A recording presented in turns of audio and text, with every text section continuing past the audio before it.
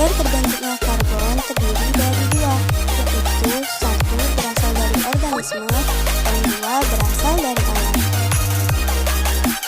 Proses siklus karbon yang terjadi pada makhluk hidup terdiri dari dua, yaitu fotosintesis dan respirasi. Fotosintesis. Tumbuhan yang mengalami proses fotosintesis akan menghasilkan karbohidrat. Dalam prosesnya, akan menghasilkan karbohidrat yang memanfaatkan energi matahari untuk dapat mengubah karbon dioksida dan molekul air.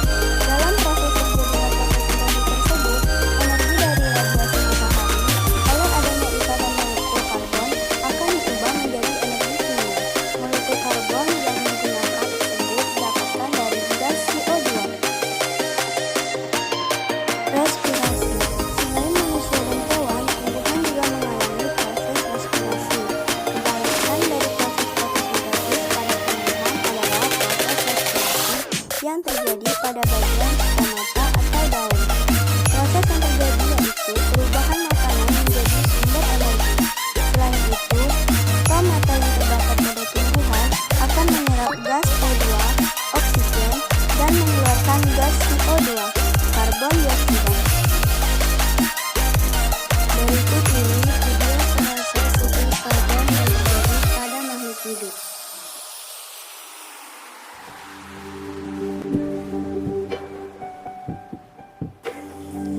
Karbon dioksida atau CO2 dilepaskan ke atmosfer. Contohnya adalah asap hasil limbah pabrik.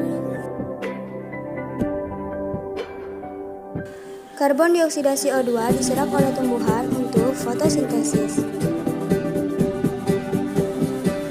Tumbuhan menghasilkan oksigen O2 melalui proses fotosintesis. Konsumen primer menghirup oksigen tumbuhan, lalu konsumen primer berespirasi menghasilkan CO2 yang kemudian akan diserap oleh tumbuhan lagi. Konsumen tingkat tinggi juga mengeluarkan CO2 yang nantinya akan diserap oleh tumbuhan juga. Hewan yang mati diuraikan oleh dekomposer. Aktivitas pengurai juga menghasilkan CO2. CO2 kemudian diserap oleh tumbuhan. Saat malam hari, tumbuhan mengeluarkan CO2 ke atmosfer.